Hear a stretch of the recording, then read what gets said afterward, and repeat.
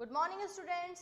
Let's continue with our today's lesson with chapter number 2, acids, bases and salts. So in our previous lesson we studied different salts, their classification or their families. In this lesson we will study some examples of salts, in which we are taking the first example, that is common salt.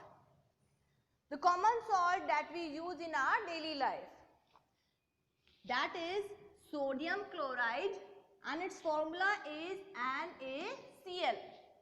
जो नमक हम रोज खाते हैं, हम उसको study करने जा रहे हैं फर्स्ट सॉल्ट के फॉर्म में, जिसको हम सोडियम क्लोराइड बोलते हैं और जिसका फॉर्मूला होता है NaCl.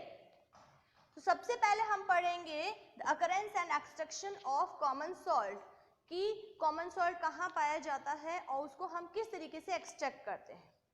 तो as we know that the sea water is full of salts. Sea water में बहुत सारे सॉल्ट्स मिले हुए होते हैं, जिनमें से एक है सोडियम क्लोराइड. इसके अलावा भी बहुत सारे सॉल्ट्स होते हैं, जैसे मैग्नीशियम क्लोराइड है, मैग्नीशियम सल्फेट है, बहुत सारे सॉल्ट्स होते हैं, पर इसमें से हमारा एक मेन है सोडियम क्लोराइड. तो इस सोडियम क्लोराइड को ऑब्टेन करने के लिए जहाँ भी कोस्टल एरियाज हैं उसके बैंक पे जो भी सिटीज़ हैं, जैसे कि मुंबई है, चेन्नई है, यहाँ पर ही हम सॉल्ट ऑब्टेन करने के लिए करते हैं, वहीं से हम सॉल्ट ऑब्टेन करते हैं. इनके लिए जो सी वाटर है उसको शैलो टैंक्स में कलेक्ट कर लिया जाता है and it is allowed to evaporate with the action of wind and sun. हम सी वाटर से ऑब्टेन करने के लिए इवेपोरेशन की हेल्प करते हैं. इसके लिए हम सी वाटर को शैलो टैंक्स में कलेक्ट कर लेते हैं और उसमें से वाटर को इवेपोरेट होने देते हैं by the action of sun and wind. हवा से और सन की वजह से, सन की हीट की वजह से धीरे धीरे पानी तो इवेपोरेट हो जाता है और नीचे बच जाता है sodium chloride. But still this sodium chloride had many impurities. So before consumption it is filtered and then their impurities should be removed. इसकी पहले impurities को remove किया जाता है, उसके बाद इसको consume किया जाता है. तो second thing है rock salt. रॉक सॉल्ट क्या है? ये तो हमने लिया कि हमने जो सोडियम क्लोराइड ऑब्टेन किया वो सी वाटर से ऑब्टेन किया. इसी तरीके से वर्ल्ड में बहुत सारी ऐसी जगहें हैं जहाँ पे सॉल्ट के सॉलिड डिपॉजिट्स भी प्रेजेंट हैं. ये सॉलिड डिपॉजिट्स ये माना जाता है कि जो पास्ट एजेस हैं वहाँ पे सी रहा होगा और धीरे धीरे उनके ड्राई अप होने से वहाँ पर जो सॉल्ट है वो रिमेन के फॉर्म में रह गया है और उसके सॉलिड डिपोजिशन वहाँ रह गए हैं. और इसी सॉलिड डिपोजिशंस को हम क्या करते हैं, जैसे कि कोल्स को हम माइन से एक्सट्रैक्ट करते हैं, माइन से निकालते हैं, वैसे ही इन सॉलिड डिपॉजिट्स को, इस सॉलिड सोडियम क्लोराइड को हम वहाँ से क्या करते हैं, ऑब्टेन करते हैं. तो हम ये मानते हैं that rock salt it is also found in the form of solid deposits in the several parts of the world. अब ये जो हम सॉलिड डिपॉजिट्स ले रहे हैं ये बिल्कुल प्योर नहीं होता है, इसमें बहुत सारी इम्प्योरिटीज प्रेजेंट होती हैं और इन इम्प्योरिटीज की वजह से ही उसका कलर थोड़ा सा ब्राउन होता है. इसी वजह से इस सॉल्ट का हमने एक डिफरेंट नाम दिया है, दैट इज रॉक सॉल्ट. तो ये वाला जो सॉल्ट है वो कहलाता है due to the presence of impurities it is often brown in colour and called rock salt. ये जो सॉलिड डिपॉजिट्स की फॉर्म में जो हमें सॉल्ट मिल रहा है, due to the presence of impurities it is brown in colour and called rock salt. और जैसा हमने बता दिया, जैसे कि कोल को हम माइन से निकालते हैं, वैसे ही इन सॉलिड डिपॉजिट्स को हम माइन से उनसे सॉलिड डिपॉजिट्स से एक्सट्रैक्ट करते हैं. नेक्स्ट है हमारा, ये हमने बता ही दिया कि ये जो बैड्स ऑफ रॉक सॉल्ट्स है are believe to have been formed as a result of drying up of seas in very olden times.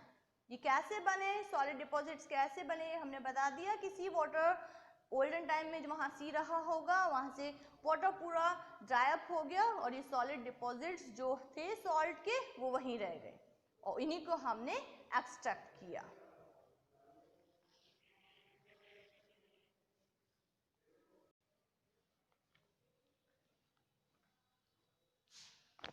Now let's discuss the properties of common salt।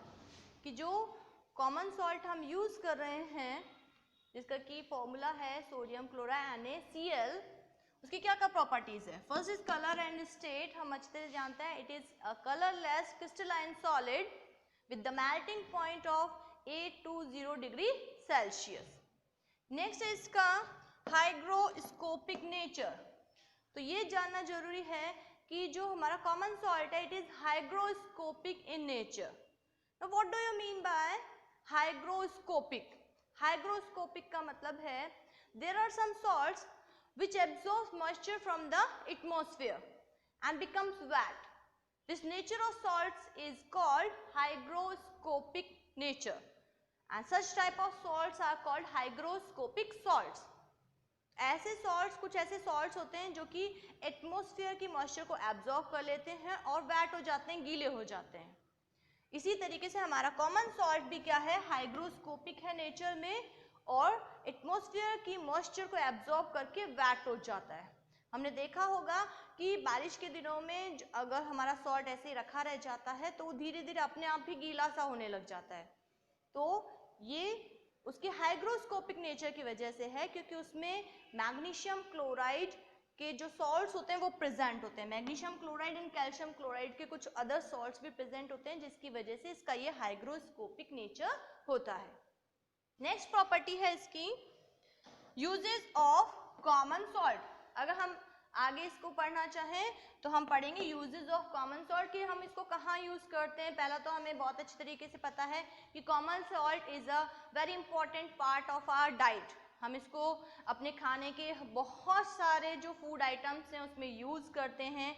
Next use है इसका use as a preservative. जहाँ पे भी हम preservation के methods पढ़ते हैं वहाँ पे हम यूज ऑफ सॉल्ट पढ़ते हैं, कॉमन सॉल्ट पढ़ते हैं क्योंकि जो कॉमन सॉल्ट है वो बहुत सारे फूड आइटम को प्रिजर्व करने के लिए, जैसे मीट है, फिश है या अगर हमारे पिकल्स हैं उसमें भी हम ये सॉल्ट ऐड करके उनको प्रिजर्व करते हैं। तो एज अ प्रिजर्वेटिव भी बहुत सारी जगहों पे हम इस कॉमन सॉल्ट को यूज करते हैं। Next it has a number of industrial applications. बहुत सारी इंडस्ट्रीज में इसका यूज होता है। For example in the industries of soap production. Soap production की जो इंडस्ट्रीज है वहाँ पे सोप को कॉमन सॉल्ट को यूज किया जाता है। इसके अलावा जो ग्लेज बनाने की जो इंडस्ट्रीज है वहाँ पे यूज किया जाता है। इसके अलावा जो कॉमन सॉल्ट है वो बहुत सारे अदर इम्पोर्टेंट कंपाउंड्स को के बनाने में, उनके फॉर्मेशन में एक बहुत ही इम्पोर्टेंट रॉ मटेरियल की फॉर्म में यूज होता है, जिनको कि हम आगे पढ़ेंगे कि कौन कौन से ऐसे कंपाउंड्स हैं जो कि सोडियम क्लोराइड को as a raw material use करके बनाए जा सकते हैं। So the next application is as a raw material for production of other chemicals. तो हम आगे यही पढ़ेंगे कि सोडियम क्लोराइड से हम कौन कौन से कंपाउंड्स बना सकते हैं।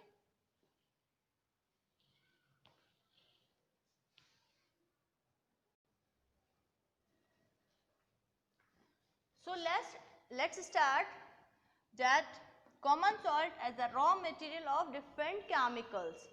हमने बताया कि जो कॉमन सॉल्ट है वो बहुत सारे केमिकल्स के लिए रॉ मटेरियल के काम एज अ रॉ मटेरियल काम में आता है। तो हमने फर्स्ट केमिकल लिया है दैट इज कास्टिक सोडा।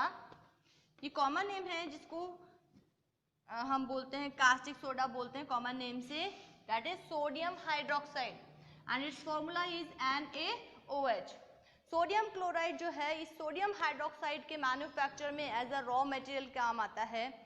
तो सोडियम क्लोराइड का अगर हम एक्वस सॉल्यूशन लेते हैं तो सोडियम क्लोराइड के एक्वस सॉल्यूशन को हम कहते हैं brine. So when the electricity is pass through brine means through the aqueous solution of sodium chloride, the sodium chloride decomposes in sodium hydroxide, chlorine and hydrogen. तो जैसा कि हमने बताया कास्टिक सोडा सोडियम हाइड्रोक्साइड को sodium chloride के aqueous solution में electricity pass करने से बनाया जाता है. जब सोडियम क्लोराइड के एक्वस सॉल्यूशन को हम और क्या कहते हैं, ब्राइन. तो जब इस ब्राइन में से यानी कि सोडियम क्लोराइड के एक्वस सॉल्यूशन में से इलेक्ट्रिसिटी पास की जाती है तो ये सोडियम क्लोराइड का जो एक्वस सॉल्यूशन होता है वो डिकम्पोज हो जाता है इन sodium hydroxide, chlorine and hydrogen. तो इस तरीके से सोडियम क्लोराइड के एक्वस सॉल्यूशन के डिकम्पोजिशन से 3 इंपॉर्टेंट सब्सटेंसेस हमें मिल रहे हैं. वन इज सोडियम हाइड्रोक्साइड, दूसरा है क्लोरीन गैस एंड थर्ड है हाइड्रोजन गैस. तो ये जो पूरी प्रोसेस है that is called chlor alkali process. इस पूरे मेथड को हम क्लोर एल्कलाई प्रोसेस के नाम से जानते हैं, या हम ये कह सकते हैं that sodium hydroxide is obtained by the process of chlor-alkali process. तो इसको हम chlor-alkali process क्यों कहते हैं, क्योंकि इसमें जब इस सोडियम क्लोराइड के एक्वस सॉल्यूशन में इलेक्ट्रिसिटी पास करते हैं तो 2 इंपॉर्टेंट बन रहे हैं. क्लोर मींस क्लोरीन एंड एल्कलाई, एक एल्कलाई बन रहा है इसमें सोडियम हाइड्रोक्साइड, क्योंकि यहाँ पे 2 products chlorine and 1 alkali sodium hydroxide produce हो रहे हैं, इसलिए हम इस प्रोसेस को कहते हैं क्लोर एल्कलाई प्रोसेस. अब जब इसका डिकम्पोजिशन हुआ हम देख सकते हैं कि क्लोरीन गैस जो है वो एनोड पे ऑब्टेन होती है, हाइड्रोजन गैस कैथोड पर और sodium hydroxide near the cathode. अब ये तीनों ही इंपॉर्टेंट सब्सटेंसेस डिफरेंट यूजेस में आते हैं और इस प्रोसेस को पूरी प्रोसेस को हम इस तरीके से समझ सकते हैं कि ये जो सोडियम क्लोराइड है ये इसका एक्वस सॉल्यूशन में जब इलेक्ट्रिसिटी पास की जाती है तो ये कंप्लीटली आयोनाइज्ड हो जाता है सोडियम प्लस में एंड क्लोराइड माइनस में. इसी तरीके से जो वाटर है वो भी आयंस में ब्रेक डाउन हो जाता है H प्लस और OH माइनस में.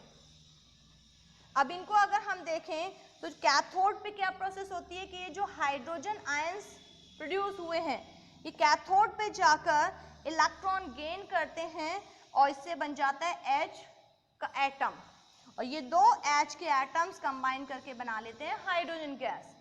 इसी तरीके एनोड पे क्या प्रोसेस होती है, एनोड पे ये क्लोराइड माइनस के आयंस पहुंचते हैं और क्लोराइड माइनस के आयंस एनोड पे जाके इलेक्ट्रॉन्स को लॉस करते हैं और ये बन जाता है क्लोराइड का एटम, क्लोरीन का एटम सॉरी, क्लोरीन के 2 एटम्स मिलकर बना लेते हैं क्लोरीन गैस. इसीलिए कैथोड पे हमें हाइड्रोजन गैस मिलती है, उसी तरीके से एनोड पे हमें क्लोरीन गैस मिलती है.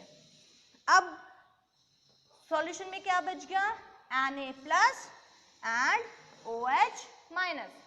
ये सोडियम प्लस और OH माइनस आयन जो हैं वो एक दूसरे से कंबाइन हो जाते हैं और बना लेते हैं सोडियम हाइड्रोक्साइड और हमें सोडियम हाइड्रोक्साइड जो है वो कैथोड के पास में ऑब्टेन होता है. तो इस क्लोर एल्कलाई प्रोसेस में सोडियम क्लोराइड को रॉ मटेरियल की तरह यूज करके हमने मेन सोडियम हाइड्रोक्साइड ऑब्टेन किया, साथ ही साथ 2 और इम्पोर्टेंट सब्सटेंसेस ऑब्टेन किए क्लोरीन एंड हाइड्रोजन, जिनको हम डिफरेंट इंडस्ट्रियल यूज में काम में ले सकते हैं. जैसे क्लोरीन है वो वाटर को डिसइंफेक्ट करने के काम में आता है मेनली, इसी तरीके से ब्लीचिंग पाउडर बनाने के काम में आता है. इसी तरीके से हाइड्रोजन जो है वो एज अ फ्यूल यूज होता है. तो इनके सब बहुत सारे डिफरेंट यूजेस हैं, इसलिए ये एक बहुत ही इम्पॉर्टेंट प्रोसेस है. That's all for the day. Thank you and have a nice day.